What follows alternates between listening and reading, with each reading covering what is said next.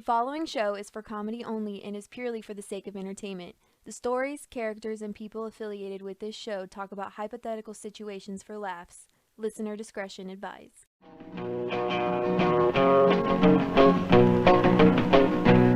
San Quentin, what good do you think you do? Do you think I'll be different when you're through? You bend my heart and mind and you warp my soul. Your stone walls turn my blood a little cold. San Quentin, may you rot and burn in hell. Hello. It's been a while since you guys have heard from me. I think the last time was when I talked to journalists directly after that PBS special, which was very unpleasant. Recently, I've been talking to you guys about how how I was going to do a speech at the Libertarian Missouri Convention. It went, in my opinion, it went well. Special thanks to the vice chair of the Missouri Party, Robin. Thank you very much for the opportunity. I really appreciate it. I had been waiting for the audio to come back to me, and it came back, and I tried to mess with it a little bit. It ended up, there was echoes and background noise, and let's be honest, I'm not Derek from Friendship Simulator, so I'm not a magician with audio. So I figured I would just re-record it, and I would put in the introduction that they gave me, and then then I would just reread the speech myself. So without further ado, here is my prison abolition speech from the Missouri Convention. Thanks for listening. You join your lunch. You know it's a buffet, so you'll be happy to go through. Some people are done. Other people are only halfway through their lunch. We're going to get going with our keynote speaker for lunch, and when he's finished, we'll do some awards. Move on with the afternoon agenda.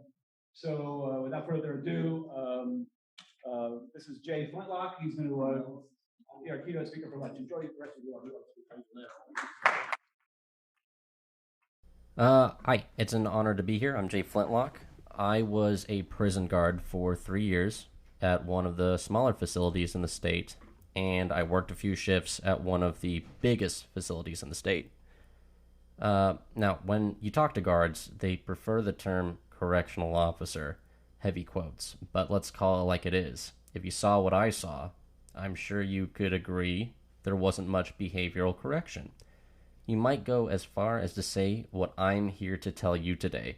They should be torn down, brick by brick. Now, how did I go from agent of the state to prison abolitionist?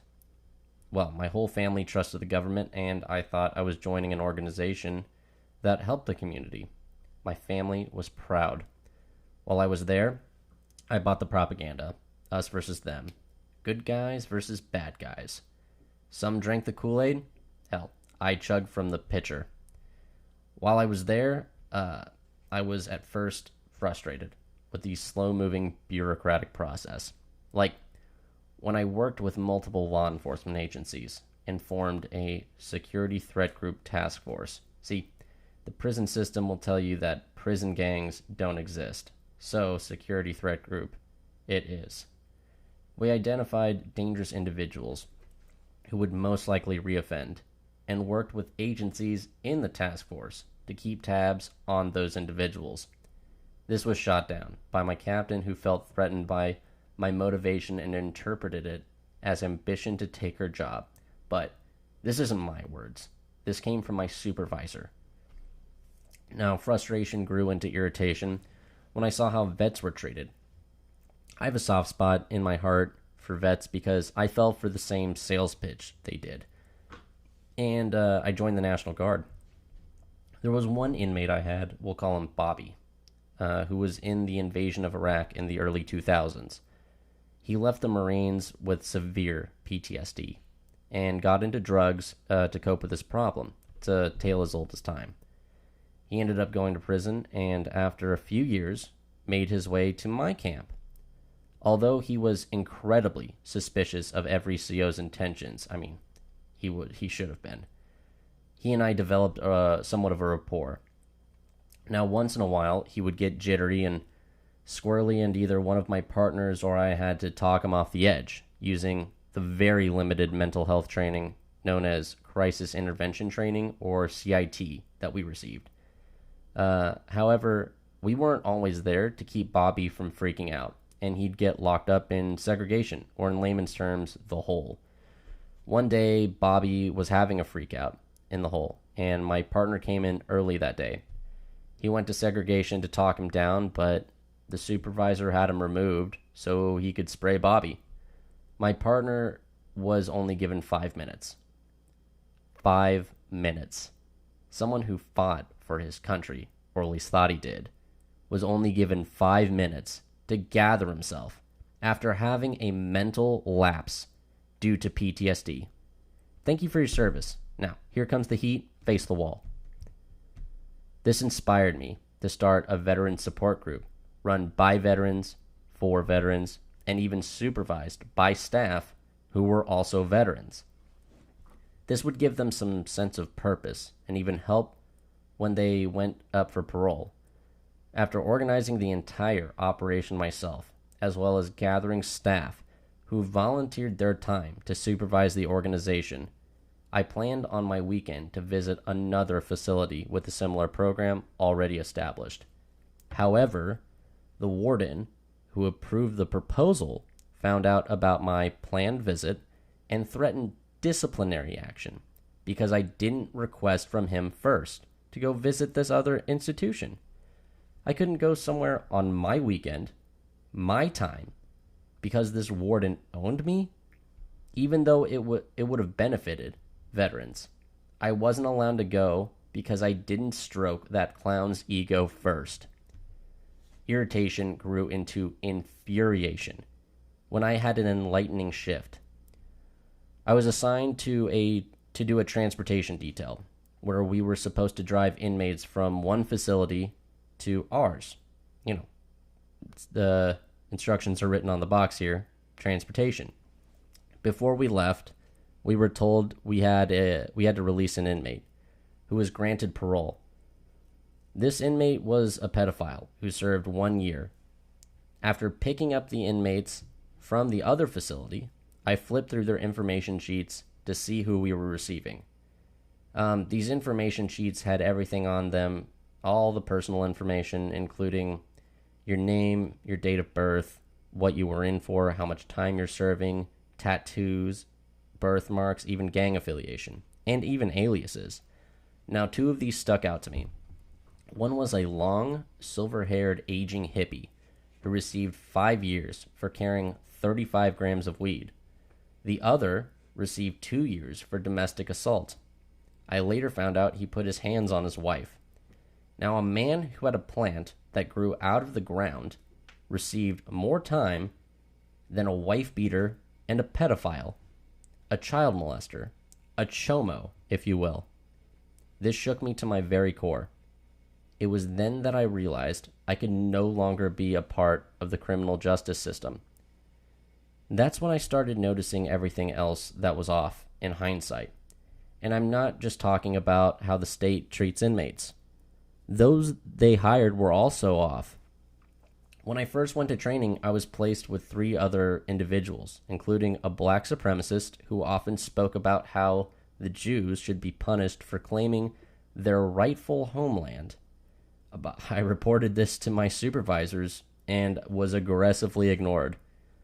When I finished training, they sent me to a maximum security facility to shadow a CO on an average day.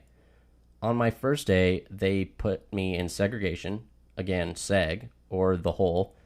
I worked with a middle-aged man who seemed like he was 1 click away from ending up in the same cells as everyone else.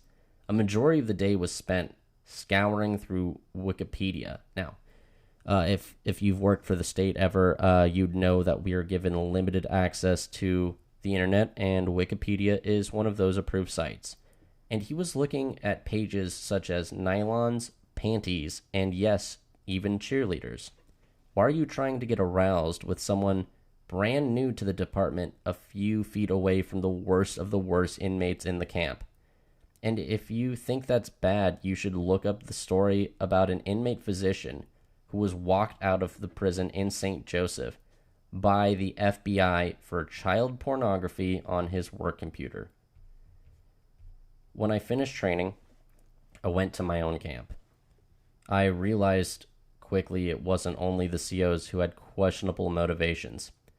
For those of you who are unfamiliar with the hierarchy of the prison system, there are two different classes of workers: custody, which was me, and all the other enforcers of the prison, and there was classification.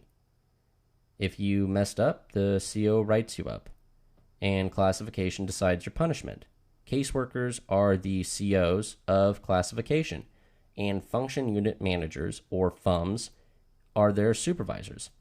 The FUM reviews the entire case and provides punishment. I had just been on the job for a few months when I noticed a caseworker stopped showing up. I asked where she was and was informed she won a sexual harassment lawsuit.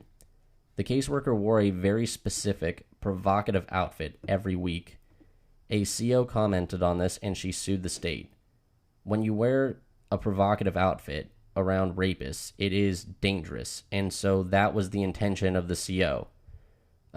But we later found out that a homosexual inmate, he came to me, and he told me that when she wore this specific dress, it meant that he and a friend of his were going to be called into her office.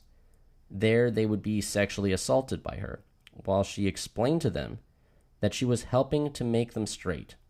She was turning them from homosexual into heterosexual by assaulting them. I reported this, but due to the slow-moving sludge that is bureaucracy, I never saw the outcome of this case. However, there are countless stories similar to this that are never resolved. How did this behavior go unnoticed? Look no further than their supervisors. A FUM at my facility frequently came in drunk or high on Xanax almost every day. This is an individual who determines if you go to segregation or not, if a write-up has any weight, and whether or not you keep your parole date. Because if you get too many write-ups, they take your parole date away. Their whole future was in the hands of a junkie. Now, why should you care about prison? Big question as to its relevance. For starters, we claim to be the land of the free, but the United States has the highest incarceration rate in the world, according to the World Population Review.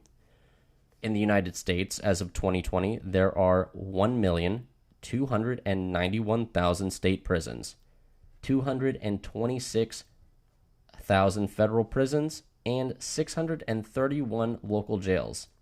That's not even taking into account the private facilities. There are about 2.3 million people incarcerated, which, to put it in perspective, is 698 people out of 100,000. 1 in 5 of those incarcerated are there on various drug offenses. To sum it up, there's an insane amount of people in prison. There's a lot. When I talk about prison abolishment, people's immediate reaction is, why? They're bad people. But the question begs, are they all bad, and what should be done about bad people? I'm among other libertarians, so I'm not here to convince you that there is no such thing as a victimless crime. No victim, no crime, right? Non-aggression principle and all that. Let the tweakers tweak if they're not bothering anyone, am I right? Hell, even one of the biggest libertarian podcasts has in his intro, our prisons are flooded with non-violent drug offenders. I definitely don't need to convince you that the state messes up due to incompetence. According to the Innocence Project, it is estimated that 20,000 people incarcerated are innocent as DNA kits are retested.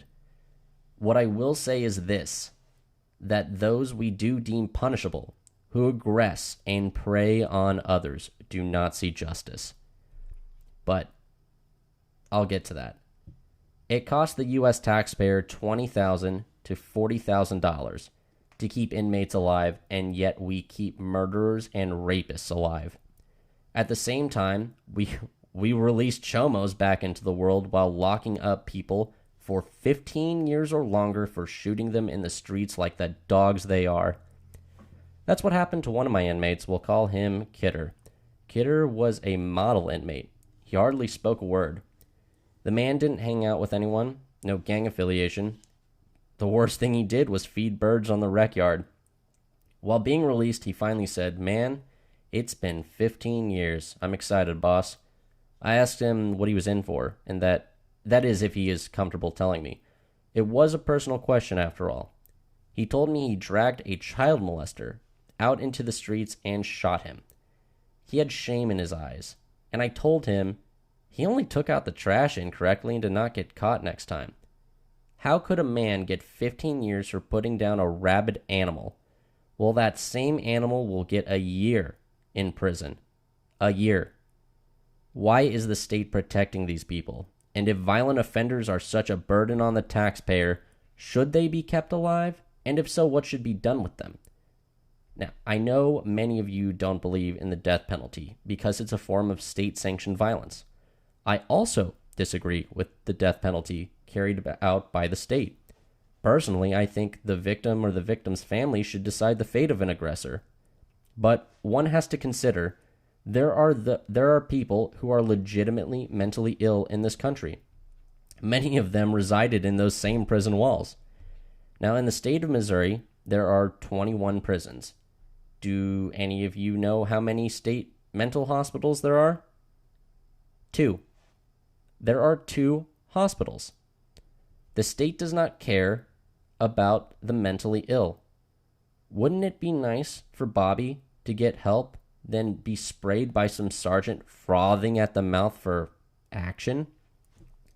But it would be better if it was privatized, right? Wrong. One of my friends worked at a private facility on her days off for extra cash. When asked about mentally ill inmates, she told me, "We have a bunch of people with mental health problems at my facility, and you know what we do when they fuck up? We beat the fuck out of them. It's really fucked up." Now, pardon my French for the faint of heart in the room, but she's right. It's fucked up. This is a problem that is deep in the heart of many COs in the country. They actually did a study on this called the Stanford Prison Experiment. For those of you who are unfamiliar with the experiment, what had happened was in the 70s, I believe, they, at Stanford Prison, hence the name Stanford Prison Experiment, they took a group of college students and they split them in half at random, and half of the students were inmates, and they were pretending to be inmates, and half of them were guards. And they had to, it got so bad that they had to stop the experiment early, just because it got all the students got carried out of hand, and it became a dangerous situation.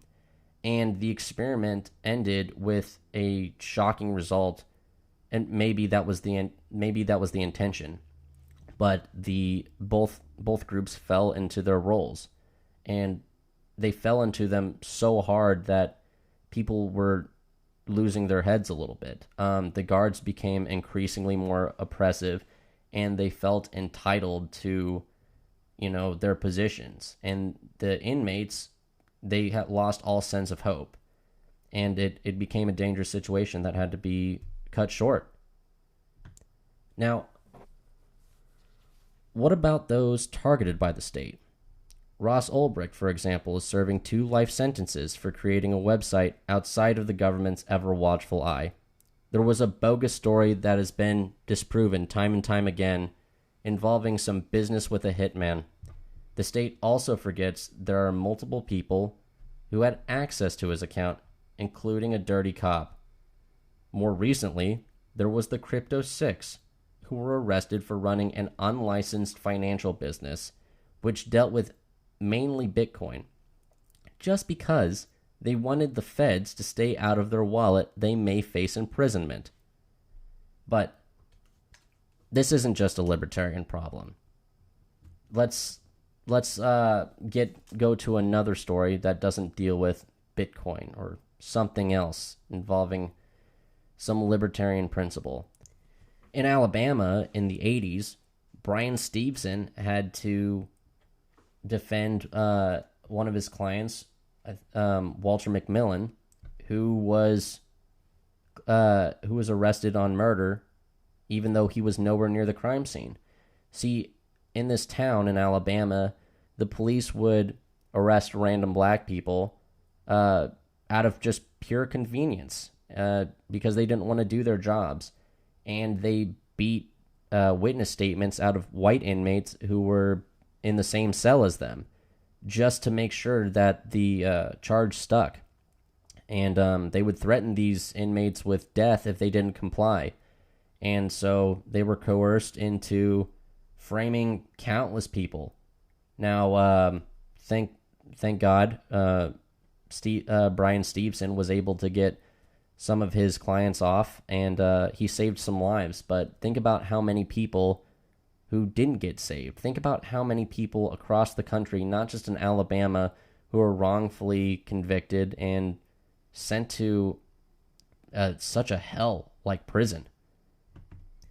Why does the state focus more on those who want to be left alone instead of predators? Maybe it's just another way they can secure their grip on their monopoly of violence. One thing is for sure, they call us the land of the free, but all I see is the home of chains. Thank you for your time. Thank you for the speaking position. We the animal.